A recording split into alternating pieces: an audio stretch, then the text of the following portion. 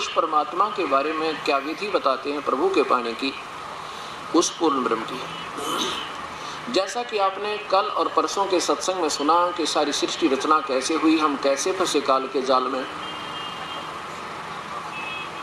और उस परम पिता परमात्मा ने हमारे ऊपर क्यों कर मेहर करी, ये वापस फिर सत्य ज्ञान बताने की और हमारे ऊपर रजा करके हमें सतलोक जाने के तरीका बताया। उस परमेश्वर ने हमें बताया कि बेटा तुम इस काल के जाल में फंसे हुए हो, और इसने तो 70 युग 64 युग 3 बार तप करके ये 21 ब्रह्मांड और यहाँ के ये सब साजबाज प्राप्त किया हुआ है, और तुम आगे इसकी गेला लटक के फजूल में बैठ के इसकी साथ में, और जब तक तुम्हारे सतयुग में, त्रेता में, द्वापर में तुम्हारे पिछले कर्म संस्कार रहे, इतने तुम्हारे को ठाठ मिले यहाँ पे जब से सृष्टि प्रारंभ हुई, और फिर होगे तुम ऋणी, क्योंकि यहाँ जो भी जैसा करेगा उसका फल उतना ही भोगना, उसको भोगना पड़ेगा। अब जैसे हम विमान में बैठकर और 1500 किलोमीटर जाएंगे तो कम से कम एक तरफ का किराया 12,000 रुपये होगा,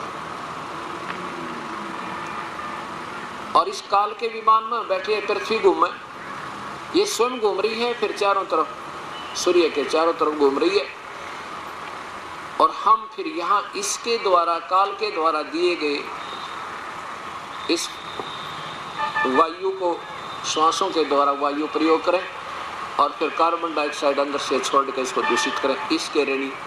एक तो इससे ये ग्रहण कर रहे हैं फ्री में, इसके दोषी यानी ऋणी, और फिर कार्बन डाइऑक्साइड छोड़ रहे हैं दूषित वातावरण के दोषी ऋणी, और फिर यहाँ का जो पानी पीवें, पृथ्वी को प्रयोग करें, इसका फल खावें, आहार करें, ये एक रेस्टोरेंट समझो इसका, और हम यहाँ पर इस विमान समझो, विमान में जिसमें खाना भी पीना भी सब मिल रहा है, और हम इसको प्रयोग करें, जिसके कारण हम क्या करते हैं, इसने कुछ तरीका बनाया है कि जो मेहनत ऐसे कर्म करेगा, वेदों अनुसार साधना करेगा, उसका इतना कमाई बन जाएगी। जैसे कोई मजदूर लग जाए किसी के, और वो गरीब बेचारा रोजाना के अपने 10 रुपये जमा कर ले, और फिर वो उनको कहाँ जावे, उसी के वहाँ फिर वो रोटियों का खर्चा काट ले, उसके कपड़े का खर्चा काट ले, और फिर उसको आखिर में जीरो कर दे, कहते फिर मजदूरी करे। जैसे पहले पुराने समय में ऐसा दुर्व्यवहार हुआ करता था। तो इस काल क्या करता है कि जैसे किसी ने वेदों अनुसार साधना की, प्रभु तो मिला नहीं, क्योंकि किसी ने कसम खा रखी है, काल ना मैं दिखाई नहीं दूंगा ब्रह्म ने। ये कहाँ पहुँचते, हम स्वर्ग पहुँच जाते हैं, महास्वर्ग में, उस ब्रह्मलोक में, और वहाँ अपनी मलाई खा के, और फिर नरक में फिर 84 लाख योनि। हम ऐसे चक्कर लगाते रहे। अब परमात्मा ने हमें बताया कि भाई ऐसा मत करो, तुम इस काल के किसी भी वस्तु की इच्छा मत करो। अब ये जो ज्ञान हमें जो सत्य होगा तो हमारी आत्मा आप पर यहाँ से हट जाएगी, और यहाँ की किसी भी वस्तु की हमें कभी स्वप्न में भी इच्छा नहीं बनेगी, ये सत्य कर मान लेना। वो परमात्मा क्या कहता है कि तुम जैसे कल बताया था ना कि हम उल्टी साधना करने लगे। पहले तो द्वापर तक तो हम साधना ठीक करते रहे केवल वेदों अनुसार, जो भक्ति करते थे। जो भक्ति नहीं करते वो तो आज भी ड्रामेबाजी करते रहो, उनसे इसका कोई लेना देना नहीं।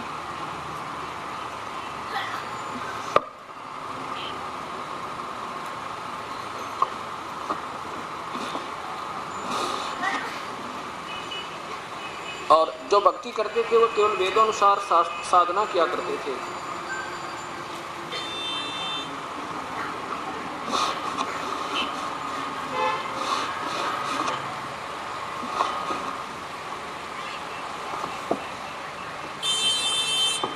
तो तब हमारे पुण्य अच्छे थे, उन पनों के आधार पर हम कहाँ चले जाते थे, स्वर्ग चले जाते थे, फिर राजा बन जाते थे, फिर स्वर्ग वो नरक जाते थे, फिर पशु बन जाते रहे। हम अपनी कमाई को ऐसे खराब करते रहे, और हम अब कलयुग में हम शास्त्र विरुद्ध साधना शुरू करवा दी काल ने। क्योंकि काल ने कहा था कबीर परमेश्वर से, पूर्ण ब्रह्म से, कि हे परमात्मा 3 युगों में जीव थोड़े ले जाना, और चौथा युग जब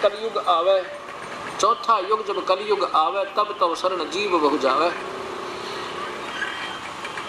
अब परमात्मा ने बताया कि भाई तुम अब जो चौथे युग में आ गए ना, 4 तो मजहब बन गए और ये पंथों की कमी नहीं, और सबकी व्याख्या घुमा फिरा कर वही काल तक, प्रकाश तक और धुन तक, ना कोई नाम शास्त्र के अनुकूल और ना ही कोई क्रिया उस प्रभु के बताए मार्ग अनुसार, जिसके कारण तुम ऋणी होगे। अब बिल्कुल शास्त्र विरुद्ध साधना करने से आप बिल्कुल डिस्चार्ज हो रहे। अब जैसे अभी जिन महापुरुषों ने ये मार्गदर्शन कर रखा है शास्त्र के विरुद्ध, ये बड़े सुखी भी नजर आते हैं, इनकी शब्द में शक्ति भी है, दुनिया आकर्षित भी होती है, क्योंकि इनकी पिछली बैटरी चार्ज है, इन्वर्टर चार्ज है। जब तक इन्वर्टर चार्ज रहेगा तो वो उसमें पंखा भी चलता रहेगा, ट्यूब भी जलती रहेगी, कूलर भी चलेगा। और जब वो डिस्चार्ज हो जाएगा, क्योंकि उसका चार्जर आगे ठीक नहीं, चार्जर का मतलब शास्त्र अनुकूल साधना नहीं बन रही, जिससे उसमें और कमाई जुड़ जाती, तो वो एक कदम डिस्चार्ज होगा और फिर ये पशु जुन्नी में जाएंगे जो शास्त्र विरुद्ध साधना करने वाले। तो हम शास्त्र विरुद्ध साधना करके क्या होगे, हम ऋणी होगे, और ऋणी होने से हमारे सभी कनेक्शन डिस्कनेक्ट हो गए। जैसे कोई विदेश चला जावे और वहाँ जाकर के अपनी कोई धंधा कर ले, जैसे कोई फैक्ट्री वैक्ट्री लगा ली, और उसका जो है फैक्ट्री बंद होगी, उसमें विधिवत साधना उसकी बनी नहीं, काम ठीक चला नहीं, तो कनेक्शन कट गया बिजली का, कनेक्शन कट गया टेलीफोन का, और कनेक्शन कट गया पानी का, और कनेक्शन कट गया उसके गैस का। अब ये सारे कनेक्शन कट गए तो वो उन राहतों से वंचित हो गया, बिल्कुल कंगाल और भूखा मरे, और सारी असुविधा होगी। अब आपने वापस आना है अपने स्वदेश को, तो पहले आपने उस सरकार से ऋण मुक्त होना पड़ेगा। वहाँ से सरकार से नो ड्यू सर्टिफिकेट्स अर्थात ऋण मुक्त प्रमाण पत्र लेकर फिर आपका वीजा बनेगा, या वापस यानी पासपोर्ट बनेगा। तो उसके लिए हम क्या करते हैं, जैसे यहाँ के भगवान हैं ब्रह्मा विष्णु महेश, ये एक ब्रह्मांड के प्रभु हैं, एक एक विभाग के, और ये शक्तियाँ जो हैं, जैसा कल आपको बताया था सत्संग के माध्यम से,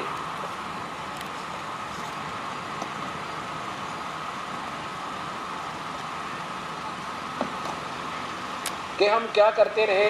अब हम ऐसे साधना कर रहे थे और हमने साधना ये ऐसे करनी थी। अब क्या बताया है कि जो वो परमात्मा पूर्ण ब्रह्म तीनों लोकों में प्रवेश करके सबका धारण पोषण करता उसको, और वो ये है। अब हम पूजा तो करेंगे पूर्ण परमात्मा की और फल लगेंगे ब्रह्मा विष्णु महेश के। अब ये हमें बहुत प्यारे लगेंगे क्योंकि इन्होंने हमें फल देना है, इसलिए इन भगवानों की महिमा ज़्यादा होगी क्योंकि हमें राहत इनसे मिल रही थी।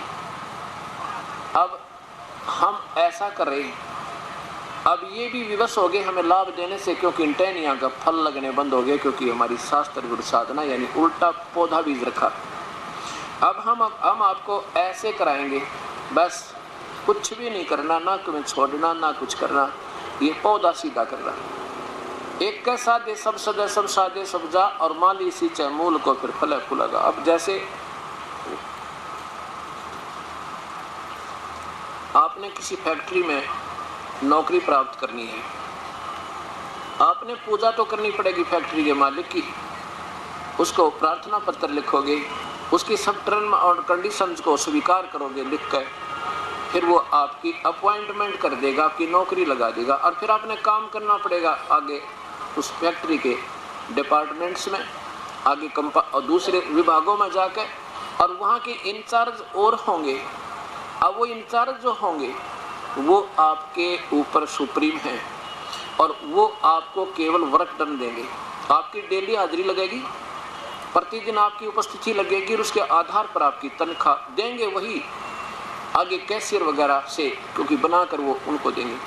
और इसी प्रकार हमने पूजा तो करनी है पूर्ण परमात्मा की, पूर्ण ब्रह्म की, और फिर वो हमने काम करना, वर्क डन करना पड़ेगा। वर्क जो करेंगे उसका किया हुआ काम का फल देंगे ये ब्रह्मा विष्णु महेश, और कोई दे नहीं सकता। कहते हैं अक्षर पुरुष एक पेड़ है, निरंजन वा की डार। अक्षर पुरुष ये परब्रह्म और ज्योति निरंजन ये क्षर पुरुष यानी ब्रह्म। ये अक्षर पुरुष तो पेड़ है, निरंजन वा की डार और तीनों देवा शाखा है ये पात रूप संसार। ये उल्टा लटका हुआ संसार रूपी वृक्ष है। इसके जो अक्षर पुरुष एक पेड़ है, ये यहाँ से जड़ से बाहर दिखाई देता है, ये एक पेड़ है। और ज्योति निरंजन ये उसकी डार, ये क्षर पुरुष और तीनों देवा शाखा है। और पात रूप संसार, हम तो यहाँ पात रूप में, अब खुराक कहाँ से चलेगी? इस जड़ से चलेगी और फिर कहाँ पहुँचेगी? इन टहनियों का पहुँचेगी और यहाँ हमें फिर फल मिलेगा, ना कति नहीं मिले। ऐसे ये परमात्मा ब्रह्मा विष्णु महेश केवल आपको वर्क दंड देंगे और इनका हमारे ऊपर ऋण है। जैसे ये इन कमलों में बैठे हैं, यहाँ देखिए, ये हमारे शरीर में बने हुए कमलों का चित्र है। ये मानो एक पिंड या ब्रह्मांड या अंड में, ये पूरा एक ब्रह्मांड का केवल इतना ही चित्र है। ये एक ब्रह्मांड है और इसका सारा जो भी जहाँ पर कार्यक्रम हो रहा है, इन चैनलों पर हमें दृष्टि गोचर होता है।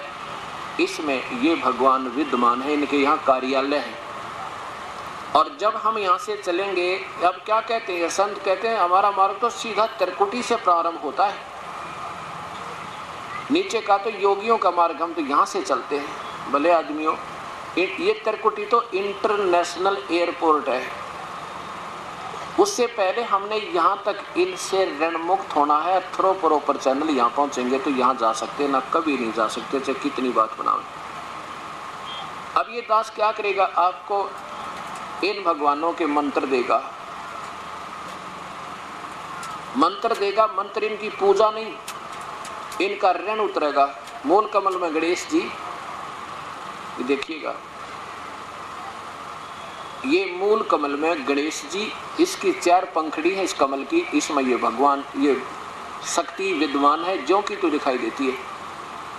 और उसका ये एक मंत्र देंगे। फिर ये दूसरे कमल में 6 पंखड़ी का कमल है, ये सावित्री और ब्रह्मा रूप में ये आपको दर्शन होंगे। इनका एक मंत्र देंगे। और ये नाभि कमल में 8 पंखड़ी हैं, ये विष्णु और लक्ष्मी यहाँ पर आपको दर्शन देंगे और इनका कार्यालय है। और ये शिव और पार्वती, ये 12 कमल पंखड़ियों का कमल है। ये हृदय चक्र भी कहते हैं। इसका भी आपको एक मंत्र देंगे। जब हम यहाँ से बरी होते आएंगे तो यहाँ ये दुर्गा रहती है, इसका भी एक मंत्र देंगे। तो ये जब आपको यहाँ जाने देंगे इस त्रिकुटी पर, इससे पहले आप नहीं आ सकते, केवल बनावटी बातें हैं। इंटरनेशनल एयरपोर्ट है ये त्रिकुटी। तो ये 2 कमल का दो पंखड़ियों का कमल है। यहाँ से फिर हमने डिसाइड कर कहाँ जाना। यहाँ जाने के बाद फिर कोई फेरबदल नहीं है। ये सेंसरार कमल है, ये पिछली साइड में है, बैक साइड में, वैसे दिखाना यहाँ पड़ रहा है।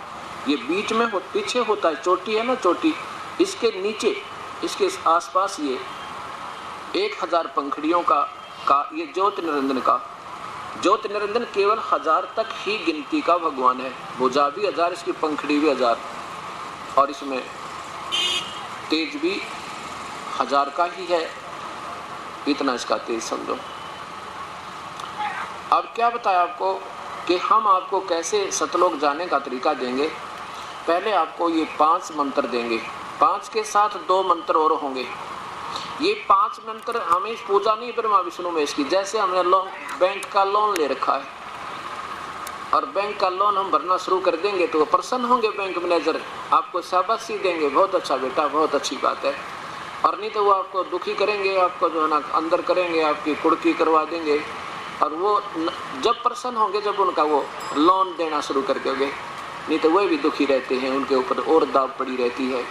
तो हम इनकी कमाई करेंगे, मजदूरी करेंगे। अब क्या कहते हैं कई संतों के, वो शिष्य आकर बेचारी बोली आत्मा उनके द्वारा बढ़ाई हुई, नो कहेंगे भाई नाम के जाप तो क्या हो सर, नाम के जाप से क्या होता है, वो तो चीज़ न्यारी है देखने की। अरे बोले आदमी, आप कोई मजदूरी करे, टोकरी ढोए सड़क के ऊपर कोई गरीब आदमी, और कोई न कोई टोकरी ढोने से क्या होता है, वाह भी वाह, तो नोट तो न्यारे होते हैं। उस टोकरी ढोए बिना, उस परिश्रम बिना वो पैसे मिल नहीं सकते। वहाँ आपको कुछ और क्रिया है, उसका प्रतिफल कुछ और होगा। ऐसे इस नाम की कमाई तक हमारे ये मंत्र समझो ये रिमोट भी है इन कमलों के खिलाने के, इनको खोलने का। योगी लोगों से नहीं खुले ये सारे, इनके एक खोलन मैंने सारी उम्र खो दी। उस परमेश्वर ने एक मंत्र दे दिया, इस मंत्र के जाप से इतनी इसकी कमाई बनेगी, और जब ये जितनी भी हमारी कमाई इनमें पहुंच जाएगी मंत्र के जाप की, उतने ये रिलक्स देना शुरू कर देंगे हम, और ये दास आपको गारंटर बनेगा। उस परम पिता का नुमाइंदा होकर उसकी तरफ से आपका शनाख्ती बनेगा, और कहेगा ब्रह्मा विष्णु महेश से कि आप इनके सब राहत प्रारंभ कर दो, और ये देंगे यही आपको मजदूरी करके। आपने दोनों काम करने।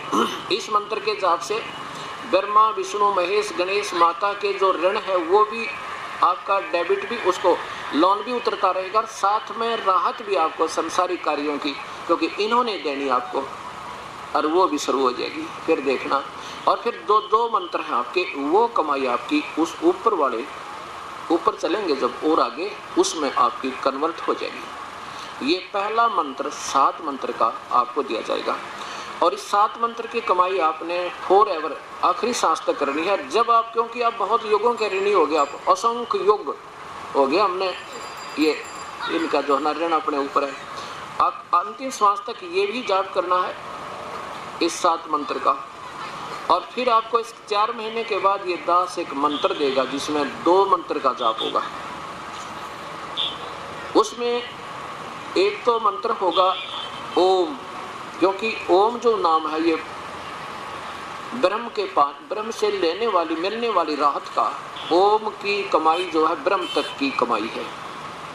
और दूसरा मंत्र आपको देंगे वो परब्रह्म की कमाई है, वो तत् मंत्र है, तत् गुप्त, तत् नहीं, वो तत् सांकेतिक मंत्र है गीता जी में, ओम तत् सत।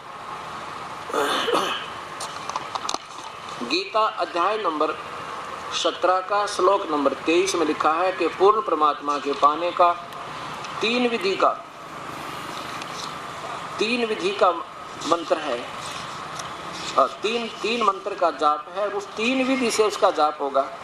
उसका सुमरण का तरीका भी 3 प्रकार से होगा। आप देखिए कमाल परमेश्वर का, देखिए पवित्र गीता जी, और ये आपको सामवेद में दिखाऊंगा। वो परमात्मा पूर्ण ब्रह्म सतपुरुष कबीर साहब स्वयं आता है, तो अपनी प्यारी आत्माओं को 3 मंत्र का जाप देकर और उनको पवित्र करके, और उनकी मान लीजिए किसी कमी भी रह जाए भक्ति में तो उसकी उम्र बढ़ा के, अध्याय नंबर 17 का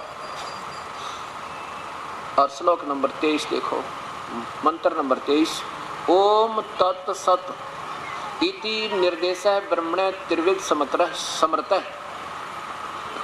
उस पूर्ण परमात्मा, ब्रह्मणे माने पूर्ण परमात्मा के ओ पाने का ओम तत् सत। ओम तो ये ब्रह्म ज्योति निरंजन काल का, और तत् ये परब्रह्म का, और सत ये पूर्ण ब्रह्म का।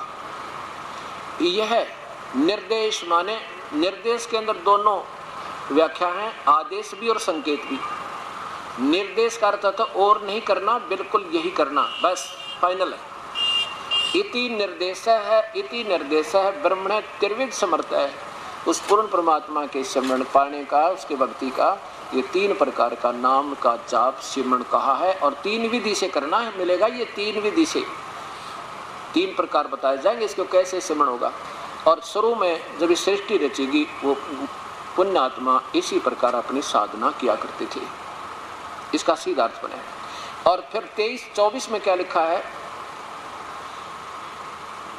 ओम तस्मात् ओम इति उदाहरते। आगे देखो, इसका हिंदी देखो, बिल्कुल ठीक है इनकी। इसलिए वेद मंत्रों का उच्चारण करने वाले श्रेष्ठ मुनि पुरुषों की शास्त्र विधि से नियत, यानी ओम नाम के जाप से जो प्रारंभ होती है वो शास्त्र विधि प्रारंभ होगी, क्योंकि ब्रह्म की पूजा है। ओम शास्त्र विधि नियत यज्ञ ज्ञान और तप क्रिया सतत सदा ओम नाम के जाप से उच्चारण से आरंभ होती है। जो केवल ब्रह्म तक के साधक हैं उनकी सभी क्रिया ओम नाम से ही प्रारंभ होंगी।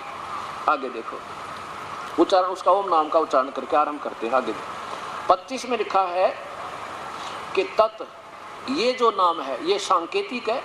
ओम तत् सत ये कोई जाप नहीं है, ये तो बच्चे बुलाने वाली बात कर रखी है जिसने ओम तत् सत नाम दे दिया, क्या है ज्ञान नहीं जिसने। इति अन भी संध्याय फलम यज्ञ तप क्रिया दान क्रिया च विविधा क्रियन्ते मोक्ष है। मोक्ष आकांक्षा भी केवल मुक्ति को चाहने वाले, इच्छा करने वाले ही इस तत्व की मंत्र की और बिना कामना के इसका कोई प्रतिफल नहीं मांगेंगे, किसी प्रकार का भी लाभ नहीं लेंगे, वो किया करते हैं। और दानवीर क्रिया भी सब वो करेंगे जो बिल्कुल यहाँ से पीछा छुटवाएंगे, जन्म मरण से छूटना चाहेंगे, वही इस निष्पक्ष मतलब किसी निष्काम भाव से किया करते हैं। देखो तत् अर्थात तत् नाम से कहे जाने वाले परमात्मा की यह सब ओए होए, ये दूसरा भगवान है कोई तत्, यानी उस परमात्मा की, पहले तो ब्रह्म की और उस परमात्मा की, यह सब इस भाव से फल को न चाह, हम नहीं चाहेंगे यहाँ पर चाहे न प्रधानमंत्री बने ना कोई इंद्र की पदवी पाए, हम तो ऐसे पीछा छुड़वाएंगे। नाना प्रकार की तप या क्रियाएं तथा दान क्रियाएं कल्याण मोक्ष कति जन्म मरण से पीछा छुटवाने की इच्छा वाले लोगों द्वारा की जाती है। ओए है, क्योंकि ये दास आपको ज्ञान बता रहा है कि ये परमात्मा बिल्कुल पूजन के नहीं है, अपन आगे चलना है, तो आपकी आपका इच्छा हट जाएगी, यहाँ की किसी लाभ की आपने आवश्यकता नहीं पड़ेगी। और आपको जो आवश्यक यहाँ की जब तक जीवोगे रहोगे, ये पहला मंत्र आपको राहत देता रहेगा, आपको बिना मांगे देगा, क्योंकि ये जो मंत्र है पहले वाला आपको यहाँ संसारिक सुख इतने दे देगा आप पर गिनती नहीं होंगे, क्योंकि हमारी कमाई है ले भाई जेब खर्च यहाँ बरतते रहेंगे। और इन दोनों तीनों मंत्रों की कमाई हम गुप्त रखेंगे, ये नहीं खर्चेंगे। यहाँ पर प्राप्त हो रहा है, आपकी आप पर इच्छा हट जाएगी यहाँ पे। और जो पहला मंत्र हमने आपको दिया, ये आपके सांसारिक सुख और यहाँ की जो भी आपको इच्छाएं आप पर पूरी होती रहेंगी। और जो ओम नाम का जाप और साथ में वो तत्व मिलकर दो मंत्र का एक सतनाम बनेगा, सच्चा नाम, उसकी कमाई एक तो होगी ब्रह्म की और एक होगी परब्रह्म की। हमने परब्रह्म के लोक को बहुत लंबा चौड़ा उसको पार करना है, उस दूसरे मंत्र से उसकी कमाई देनी है उसको। और तीसरा जो मंत्र होगा वो कमाई हमें उस परम पिता परमात्मा के उस सच्चे लोक में, सतलोक में स्थायी तो प्राप्त कराओगा। और वो तीसरा जब कामयाब होगा, जब यहाँ से आप बिल्कुल इतना आपका धन हो जाएगा, इतनी कमाई हो जाएगी कि ये पीछा छोड़ सके, आप ऋण मुक्त हो जाओगे बिल्कुल, तब वहां जा सकोगे। इसलिए वो तीसरा मंत्र सार नाम है, उसको सत शब्द भी कहते हैं, उसको सार शब्द भी कहते हैं, उसको सार नाम भी कहते हैं और सत शब्द भी कहते हैं। आपको दिखाता हूँ। और तीसरे बिना यह बात नहीं बने। अब क्या कहते हैं, जैसे ये नादान संत देखे कोई सोहम नाम देता है, सोहम तो ये देने के अधिकारी भी नहीं है, क्योंकि ये उस परम पिता परमात्मा का नुमाइंदा हंस दे सके, ये अधिकारी नहीं सोहम नाम देने के। और फिर उसके दो टुकड़े कर दिए, गोली इधर फेंक दी, बंदूक इन्होंने डाल दी, ऐसा गजब भैया।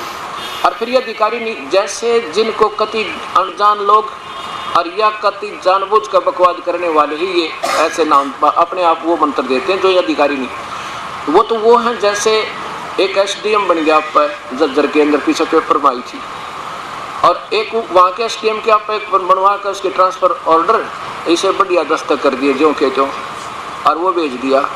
अब उसको उस पर चाहे किस्से की मोहर बना ले, बरी भी कर दे, ले पैसे और उसको फलाने की मोहर कर दी, उसका भी दस्तक कर दिए। और ऐसे जो नकली पासपोर्ट बनाने वाले होते हैं ना, उन पर चाहे किस्से की मोहर बनवा ले, चाहे ड्राइविंग लाइसेंस बनवा ले, चाहे पासपोर्ट बनवा ले, चाहे वो नकली सर्टिफिकेट बनवा ले, वो सब पर मोहर मार देते हैं और उसी अधिकारी की मार देंगे। तो वो या तो जानबूझ कर बकवाद करने वाले, या कति बालक जिन्हें क्या का नहीं बेरा कि तुम इसके अधिकारी भी हो कि नहीं, जो दस्तक करके दे रहे हो तुम्हें फांसी गलेगी, तो वो अनजानपना वही करते हैं। लेकिन जानकार तो ये गलती नहीं करते। आज तक किसी ऋषि ने किसी शास्त्र में दिखा दो जनसोम नाम दिया होता है, पिछला इतिहास दिखा दो, द्वापर त्रेता और सतयुगताई का, इस कलयुग में ये काल न, क्योंकि परमात्मा कहते हैं सो हम शब्द हम जग में लाए और सार शब्द हम गुप्त छुपाए। केवल इस सोहम से भी मुक्ति नहीं हो सकती, चाहे सारी जन्म मुक्ति, क्योंकि पहले अधिकारी ने इनका दिया हुआ मंत्र यो काम नहीं कर सकता, और ये दास देगा। और इस मंत्र, दोनों मंत्रों का जो आप जाप करोगे तो इससे जब तक ये तीसरा मंत्र जो गुप्त है ये नहीं मिलेगा, ये दोनों फेल का मतलब ये नहीं है कि यूजलेस हो जाएंगे, इनके अपने लाभ बहुत होगा, पर वास्तविक मुक्ति रह जाएगी। जैसे कल बताया था कि वो जैसे हमने अकाल मूर्त को तो पाना है, अकाल मूर्त सर्वस्वरूपी राम सतपुरुष पूर्ण ब्रह्म को तो प्राप्ति करनी है, जिससे हमें सुख हो, यानी वो तो जल समझो। और ये सच्चा नाम सतनाम जो श्वास से आपको दिया जाएगा, ये बोकी समझो, बोकी, ये क्रिया बोकी है उस अकाल मूर्त को पाने की। अकाल मूर्त सर्वस्वरूपी राम सतपुरुष पूर्ण ब्रह्म, या 5 नाम ज्योत निरंतर निरंकार ओंकार, ये कोई जाप नहीं है, ये तो सारे फेल हैं, यूजलेस हैं। आपको दिखाऊंगा प्रमाण परमात्मा द्वारा इसका कैसे बताया। तो हमने वो सतनाम की बोकी लगानी है, श्वास की 2 मंत्र की, और फिर और तीसरा ना मिला तो वो नलका बनेगा, नलखंड पंप बनेगा ऊपर, वो ना मिला तो वह बोकी व्यर्थ, और वो बोकी नहीं, वो पाइप व्यर्थ, और पाइप नहीं पहुंची तो वो हैंड पंप व्यर्थ। इन दोनों का ऐसा सहयोग है। क्या बताते हैं परमात्मा? नामा छिपा ओम तारी। पहले नामदेव जी महापुरुष ओम नाम के जाप से इतने सिद्ध पुरुष हो गए थे, मंदिर भी फेर दिया, पत्थर को दूध भी पिला दिया, मरी हुई गायें भी जवा दी थी। पीछे परमात्मा ने उसको याद दिलाई, बेटा केवल ये मुक्ति का अकेला मार्ग नहीं है।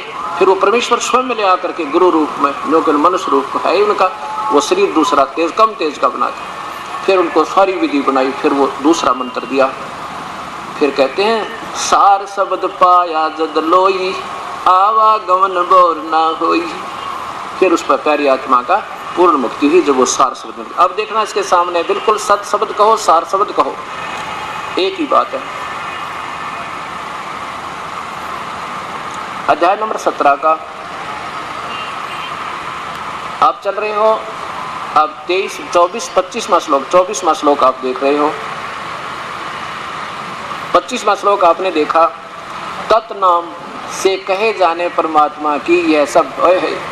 तत् ये परब्रह्म का जाप है, ये सांकेतिक है, ये दास नहीं बताएगा आपको अभी, जब तक आप उपदेशी नहीं हो जाओगे।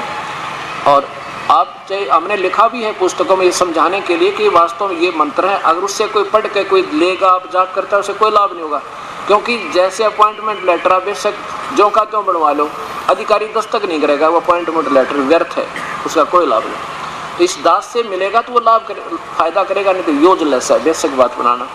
उस तत्व अर्थात तत् नाम से कहे जाने वाले परमात्मा की ये सब भाव से फल को ना चाह के, यहाँ की कोई फल नहीं चाहेंगे हम इस दोनों मंत्रों का, कति अपना गुप्त रखेंगे इनको, इस कमाई को कति सेफ रखेंगे, और न चाह करके नाना प्रकार की यज्ञ तप क्रियाएं तथा दान क्रियाएं कल्याण की इच्छा वाले पुरुषों द्वारा, साधकों द्वारा की जाती है। केवल जन्म मरण से छूटने वाले ही करते हैं। देख, गुप्त खजाना आपके सामने छुपा हुआ है। आगे देखो 26 में, और ये सत शब्द सद्भावे साधु भावे च सत इति एतत् पूजत प्रयोज्यते प्रशस्ते कर्मणि तथा सत शब्द है पार्थ योज्यते। सद्भावे कति बिल्कुल यहाँ से हृदय जागा आपका, देख लेना 2-3 साल के अंदर दिखा दूंगा जो उपदेशी होगे। यहाँ से आपकी ना कार की जरूरत महसूस करोगे ना कोई ठीक ही, और परमात्मा आप देगा आपको, या तो आपने इतना दे देगा पूछा मत, लेकिन आप उस अपनी इच्छा करोगे ना फिर गलत हो जाएगी। आप परमात्मा आपकी जो पहले मंत्र की कमाई से ठाड़ करता है। तो यहाँ कहता है कि सत भावे साधु भावे तय च सत इति एतत् प्रयुज्यते। इस सत, इस परमात्मा की वो सत नाम तो जाने वाला सतपुरुष, सच्चा भगवान आदि के प्रशस्ते कर्मणि सत शब्द है, और उस सार शब्द से वो सब पूजा होती है उस परमेश्वर की। सत शब्द यानी सार शब्द, उस सच्चे मंत्र है। आगे देखिए, इनकी हिंदी भी देखना। सत इस प्रकार यह परमात्मा का नाम सत भाव में और सर्वश्रेष्ठ भाव में प्रयोग किया जाता है, तथा हे पार्थ उत्तम कर्म में भी सत शब्दों का प्रयोग किया जाता है। ये सबसे उत्तम कर्म, बाकी तो दुष्कर 3 बताए, तीनों गुणों की भक्ति तक तो, और अपनी भक्ति को भी काल कहता है मेरी भी उत्तम नहीं। ये वो परमात्मा का 3 मंत्र का जाप है जिससे हमारी यहाँ से पूर्ण छुटकारा होगा। अब जैसे आपको क्या बताते हैं, गीता जी के अध्याय नंबर 18 के 12 से लेकर 66 तक श्लोक आपको फिर सुनाता हूँ। ये कोई बच्चों का लेख नहीं है, ये कोई बालकों का लेख नहीं है कि वैसे किसी ने बना कर धर दिया हो। ये ब्रह्म कोई छोटी पावर नहीं है, ये 21 ब्रह्मांड का मालिक ब्रह्मा विष्णु महेश भी इसके सामने कांपते रहते हैं। उस ब्रह्म ने उस परमेश्वर के डर से ज्ञान तो बिल्कुल सही दिया है, लेकिन अंडरग्राउंड कागज पूरे रखा है, कागज तो पूरे रखता, कागजों मार नहीं खाता ये काल। वेद में भी सही ज्ञान दे दिया, पर क्रिया अब वर्तमान में बुद्धि भ्रष्ट करवा कर नकली संत भेज कर पूजा सारी अधूरी करवा देता है। और फिर इनको भी दोष मिला क्योंकि संविधान उस परमेश्वर का, ये भी दोषी होंगे, दूर हो जाता, मैं क्या करूं, मुझे तो मैंने तो नियम बना रखा है, जो जैसे कर्म करेगा आपे भोगेगा। अब 18वें अध्याय के 62वें श्लोक में लिखा कि अर्जुन तो सर्वभाव से उस परमात्मा की शरण में जा। गीता श्री कृष्ण में प्रवेश करके भगवान ब्रह्म बोल रहा है, ज्योति निरंजन बोल रहा है, और उसी की कृपा से तो परम शांति और शाश्वत स्थानम यानी सतलोक को प्राप्त होगा, सतधाम को, रित धाम को, सनातन परम धाम को चला जाएगा, जहां जाने के बाद फिर तेरी जन्म मृत्यु कभी नहीं होगी। अब 18वां अध्याय लास्ट है, अंतिम अध्याय है पवित्र गीता जी का। अब ये क्या कहता है ब्रह्म के, अर्जुन देख ले, मैंने पूरा जो ज्ञान तेरे को देना था दे दिया। अब यदि मेरी भक्ति करनी है तो भाई ओम नाम का जाप है, और पूजा कति नहीं, बाकी सबकी पूजा ब्रह्मा विष्णु महेश की तो पूजा छोड़ दे, ये तो कभी सफल नहीं होगा। अन्न श्राद्ध भी नहीं निकालेगा, पितरों की पूजा भी नहीं, अनन्य मन से मेरी भक्ति कर तो मेरे द्वारा मिलने वाली राहत तुझे प्राप्त होगी। लेकिन मेरी भी राहत पूरी नहीं है, अनुतमाम घटिया है, 7वें अध्याय का 18वां श्लोक।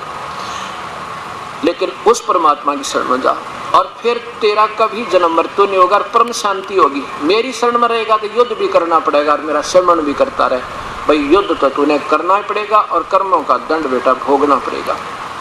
और उस परमात्मा की शरण में चला जा, फिर मैं तुझे सब पापों से मुक्त कर दूंगा।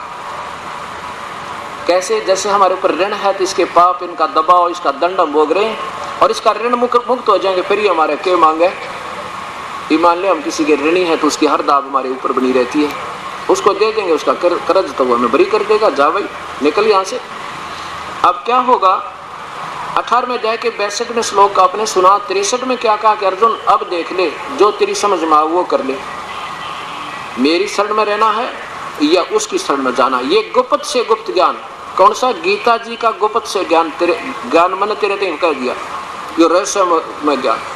अब तेरी समझ में आओ ऐसे कर। अब 64 में क्या कहता है? एक गुप्त और बताऊं, एक और अति गुप्त बताऊं क्या भेद तेरे थे कि मेरा भी पूज्य देव वही है, मैं भी उसी की पूजा करता हूं। आज तक मैंने ये तेरे हित में कहूंगा, मैंने किसी को नहीं बताई, मैंने आज तक यह बात।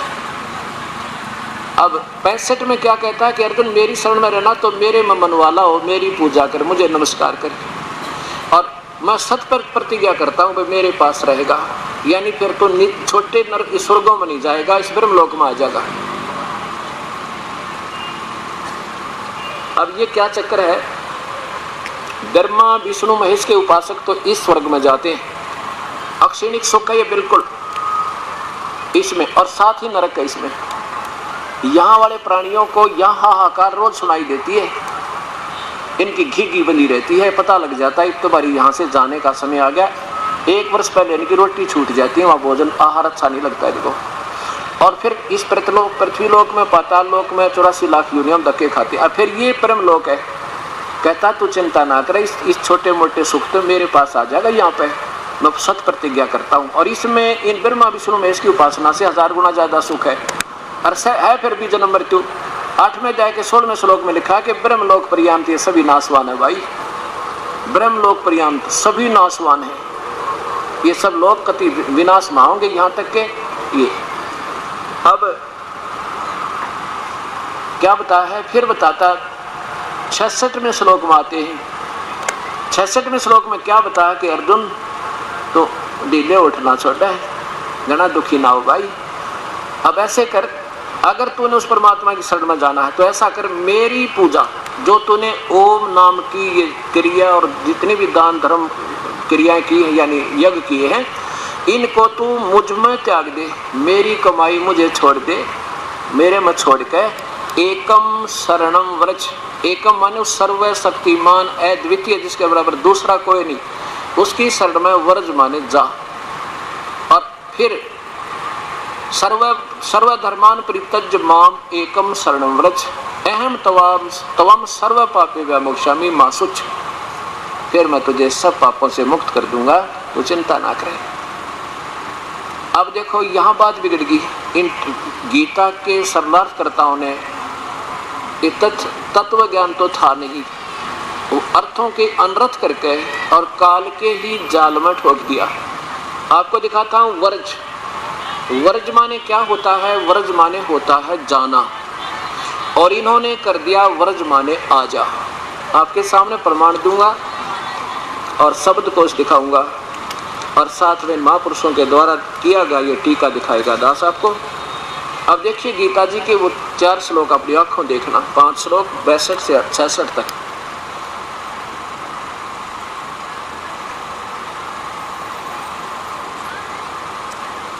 अध्याय नंबर 18 का श्लोक नंबर 62। हे भारत, सब प्रकार से उस परमेश्वर की शरण में जा। गीता बोलने वाला भगवान कह रहा है उस परमेश्वर की शरण में जा। उस परमात्मा की कृपा से ही तू परम शांति और सनातन परम धाम को प्राप्त होगा। शाश्वतम स्थानम माने सदा रहने वाला, कभी विनाश में नहीं आता, वो सतलोक है, वहाँ सतलोक चला जाएगा। और फिर देखो अब 63 में कहता है कि देख ले, मैंने ये गुप्त ज्ञान बता दिया, पूरी गीता सुना दी तेरे। इस प्रकार गोपनीय से भी अति गोपनीय यानी गुप्त से गुप्त ज्ञान मैंने तुझे कह दिया। अब तू इस रहस्य युक्त ज्ञान को पूर्णतः भली भांति विचार कर, जैसे चाहता वैसे कर। अर्जुन का एक और बताऊं गुप्त, देखो नीचे 64 में एक गुप्त और बताऊं, ये देखो संस्कार समझना, ये तो उड़ जा बैठे। सर्वे गुह्यतमम भूय शरणों में परमम वचः, मेरे सब तो गुप्त और मेरे वचन सुन ले, श्रेष्ठ वचन और बताता हूँ। इष्ट असि में दृढ़म इति, यही जो तेरे को संकेत कर रहा हूं ना, उस परमात्मा की शरण में जा। मेरा, मैं माने मेरा, दृढ़म माने पक्का, नो डाउट, सो निश्चित। इष्ट असि, इष्ट माने पूज्य देव, असि माने है। ये तो बालक भी समझ जाए, इसने 8वीं कक्षा पास कर रखी हो, 2 बार सुन ले सत्संग ने। इति माने यही, मैं माने मेरा, दृढ़म माने पक्का, इष्ट माने पूज्य देव, असि माने है। और तत्व क्षामी ते हितम, ये तेरे हित में कहूंगा मैं, ये मेरा भी पूज्य देव। इन्होंने क्या कर दिया, या फिर ये कर दिया इष्ट का। चलो अब 65वां देखो, 65 में कहा है सर मुझ में मन वाला हो मेरा भक्त बन, ये काल बोल रहा, ब्रह्म कहता है। और मुझको प्रणाम कर, ऐसा करने से मुझे ही प्राप्त होगा, यानी मेरे पास ही रहेगा, चिंता ना कर, ब्रह्मलोक में आ जाएगा तू, महास्वर्ग में। और मैं तुझे सत्य प्रतिज्ञा करता हूँ क्योंकि तो मेरा अति प्रिय है। या फिर ये ठीक लिख दिया, प्रिय माने प्रिय है। आगे देखो 66 में मैं तोड़ पाड़ दिया।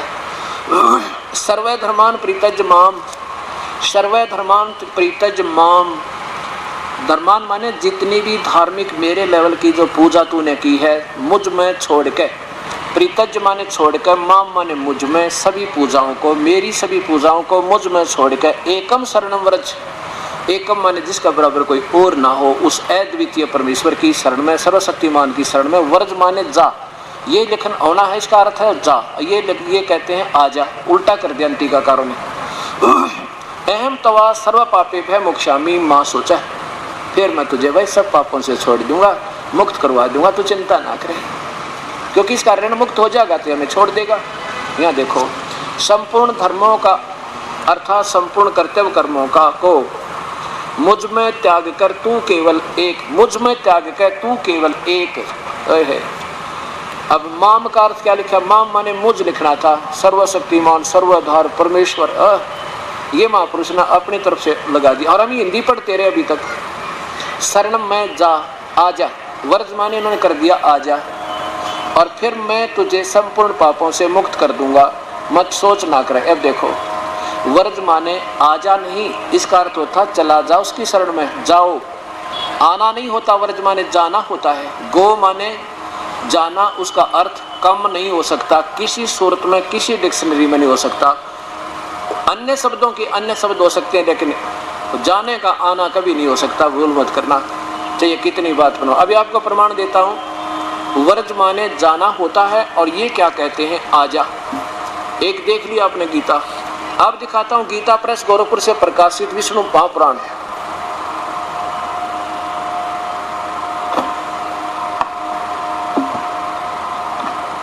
इसमें ठीक टीका किया है, वर्ज माने जा, बहुत अच्छा। अब देखो श्री श्री विष्णु पुराण,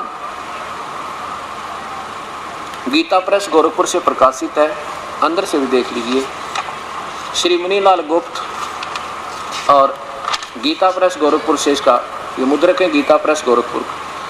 और इसमें देखो इसके 31 पृष्ठ पे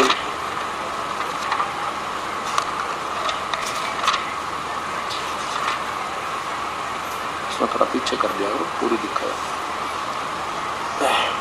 अब ये है 34, ये 35वां श्लोक है, 35वां मंत्र है। प्रावेशरम शरणम व्रज वैकतल रह जय व्रज माने जाओ, संस्कृत ने हिंदी किया है। ये 34वां समाप्त हुआ, ये 35वां सुना के हे देवगण तुम दैत दलन परावेशरम भगवान विष्णु की शरण में जाओ। बिल्कुल ठीक है, बहुत अच्छा किया, व्रज माने जाओ। और अब देखो, अब शब्द कोश दिखाता हूं आपको। एक नहीं, मेरे पास 3-4 रखे हैं शब्द कोश, 4, और चारों में यही वर्ण है, व्रज माने जाना, कहीं दूसरा शब्द नहीं। व्रज माने जाना, चला जाना, देश निकाला, लेना, पीछा छुटवाना। ये देखिए हिंदी शब्दकोश,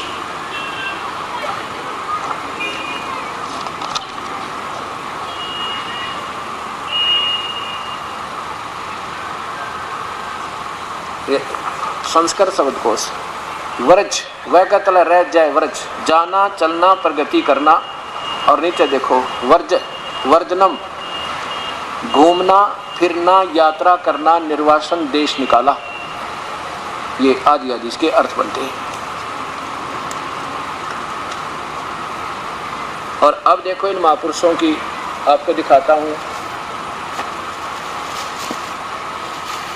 एक नहीं कईयों की दिखाऊंगा आपको। सबसे पहले देखिएगा श्रीमद् भगवत गीता,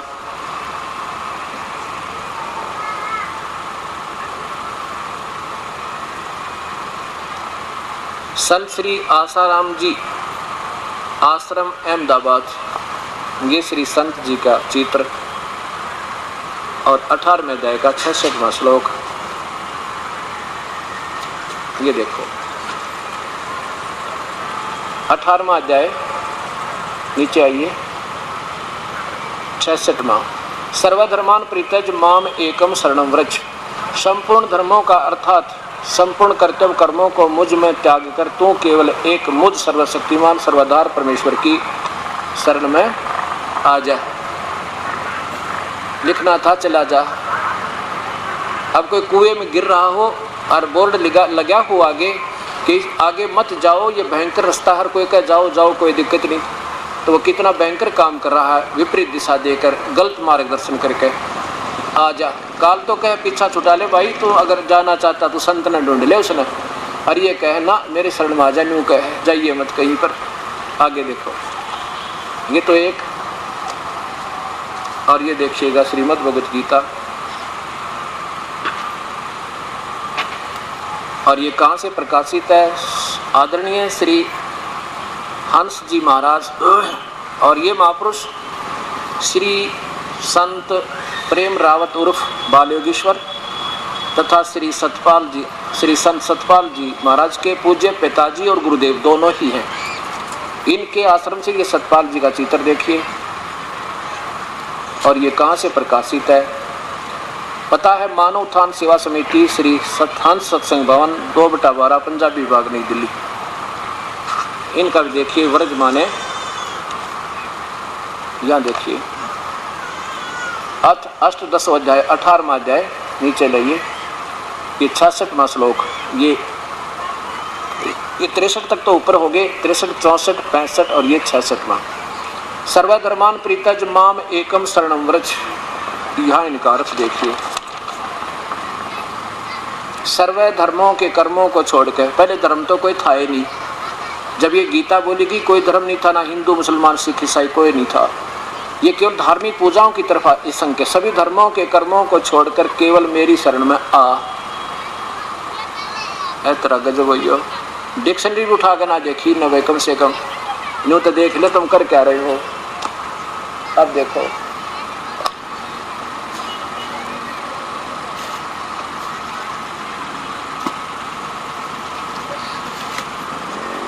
ये देखियो आदरणीय श्री सुधांशु जी महाराज के द्वारा गीता जी का अनुवाद।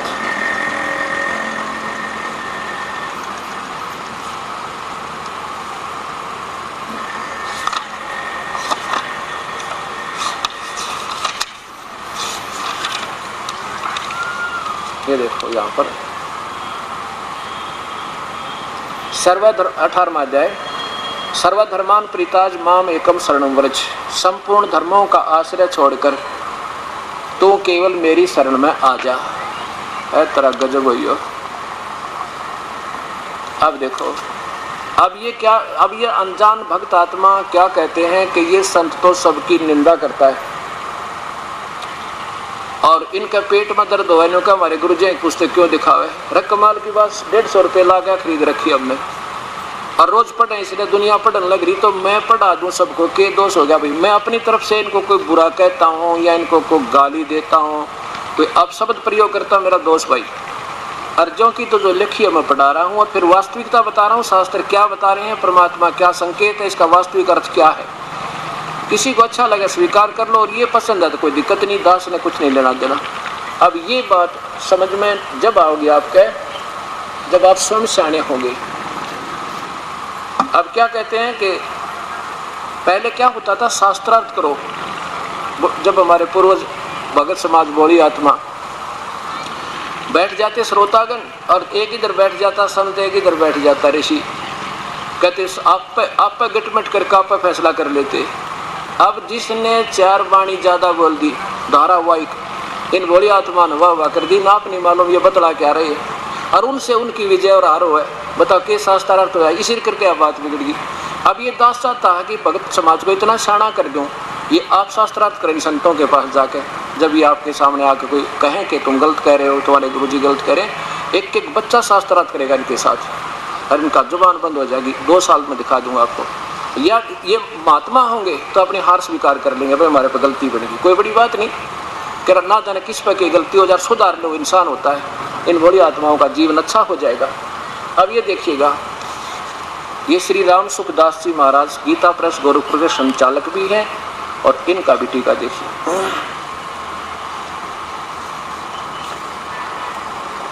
वो ये अध्याय नंबर 18 का श्लोक नंबर 66, अध्याय 18 श्लोक 66। सर्व धर्मान प्रीतज माम एकम शरणं व्रज, संपूर्ण धर्मों के आश्रय को छोड़कर तू केवल मेरी शरण में आ जा। और ये क्या कहते हैं कि इनकी जो प्रतियां कितनी छप गई, इस ग्रंथ की उपयोगिता का इससे बढ़कर क्या प्रत्यक्ष प्रमाण होगा, क्या होगा। हो सकता है कि थोड़े से समय में इसकी केवल हिंदी भाषा में 33 संस्करण प्रकाशित हो चुके और विभिन्न भाषाओं में इतने में भी 5 लाख प्रतियां हाथों हाथ पाठकों के पास पहुंच गई। यानी इससे इसकी सफलता का प्रमाण है कि उन भोली आत्माओं 5 लाख तो हाथों हाथ बिक ली। अब 5 गुणा में 5 कर दो, इस एक ने 5 को और ये शिक्षा दी, 25 लाख का काम कर दिया। अब ये वो 25 लाख तो इस पर आधारित हो गए। ये तो एक की उपलब्धि है। और इन महापुरुषों का तो कहना है कि कितना को जो ज्ञान दे दिया, जो ठीक है या गलत है तुम सोचो अपने आप। अब ये दास कह रहा है इसका दर्द हो रहा सब कहते हैं ऐसा क्यों बताते हैं आपके गुरुजी, अपनी बताओ। कमाल की बात है। अब ये शास्त्र हमारे पास उपलब्ध हैं और हम पढ़ने की दिक्कत है, सारे इकट्ठे बैठ के खुशी होनी चाहिए, ये निंदा नहीं। आप 2 साल में 2 साल वर्ष पीछे समझोगे, निंदा है कि वास्तविकता थी। क्यों बीता भाऊ को उन संतों ने आपको इतना रंग दिया कि आप दूसरी तरफ जा नहीं सकते, डरा इतना दिया, गुरु नहीं त्याग करते। गुरु को छोड़ती देर नहीं लावत, जब तो पता लग जाए ना कि ये कहाँ वास्तविकता है, तुरंत गुरु त्याग दे, कति पाप नहीं दूनापन होगा, जान बच जाएगी, काल के जाल तो छुटकारा पा जाओगे। एक डॉक्टर से इलाज नहीं हो तो दूसरे से तुरंत कराना चाहिए, अपनी जान नहीं खोनी चाहिए उसमें, एक नीम हकीम के पास बैठ के। अब क्या समस्या आती है, परमात्मा 3 है, वो पूर्ण ब्रह्म, ब्रह्म पर ब्रह्म और पूर्ण ब्रह्म। हमने क्या करना है, पहले मंत्र का लाभ आपको क्या होगा, आप यहां से बरी हो जाओगे, इस ब्रह्मांड से आपका बिल्कुल पीछा छूट जाएगा। और पहले मंत्र की कमाई आपको, उस पहले मंत्र की कमाई आपको यहां तक ले आवेगी, यहां तक ले आओगी। संसारिक सुख प्राप्त होकर और बाकी जो 2 मंत्र का जाप आपको फर्स्ट एंड लास्ट होगा, वो कमाई फिर आपको यहां तक लाओगी 2 मंत्र वाली। कौन से 2 मंत्र की? वो नहीं जो श्वास वाला नहीं, वो जो 7 में 2 मंत्र है, फर्स्ट एंड लास्ट। और उसके बाद यहाँ पर इस काल ने क्या जाल किया है, ये 21 ब्रह्मांड बांध के चारों तरफ से 20 ब्रह्मांडों को ऐसे रोक कर ये वैक्यूम प्लेस बना रखा है, सुन स्थान। ये बहुत लंबा चौड़ा है। पहले तो एक ब्रह्मांड के चारों तरफ ऐसे ही खाली स्थान सुन बना रखा है, इसने जैसे खाई खोद दिया करे ना पशुओं के चारों तरफ, वो उससे बाहर नहीं जा सकते। पहले तो हर ब्रह्मांड में खोद रखी इसने, और फिर इस महाब्रह्मांड के चारों तरफ, और इस महाब्रह्मांड के बाद फिर इस ब्रह्मांड के चारों, इस पूरे 21-20 ब्रह्मांडों को बंद करके यहाँ, अब यहाँ पर जाओगे ना, जब ये है वो कौन सा, ये है वो 10वां द्वार। ओए होए, अरे ये 10वां द्वार बताओ इस खोखे में, इससे बाहर है वो 10वां द्वार। अब यहाँ वो 10वां द्वार, और ये ऊपर है ये 11वां द्वार। ये परब्रह्म के लोक में प्रवेश करेंगे।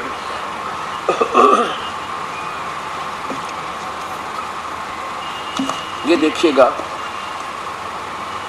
ये है वो 10वां द्वार जो आपको दास दिखा रहा, ये है वो 10वां द्वार। कौन सा? ये वाला। आगे 3 रास्ते बनते हैं यहाँ से। ये है वो 10वां द्वार, ये है 11वां द्वार जो परब्रह्म के लोक में प्रवेश करेंगे। ये है वो 11वां द्वार, आगे दो, ये है वो 11वां द्वार, पीछे करो। ये है वो 11वां द्वार, ये है वो 10वां द्वार, ये है वो 11वां द्वार जो यहाँ परब्रह्म का लोक प्रारंभ हो जाता है। ये है वो, ये 11वां द्वार, और ये है वो 12वां द्वार। 12 मद मैल मठ बोरे बहर न दे धर रे।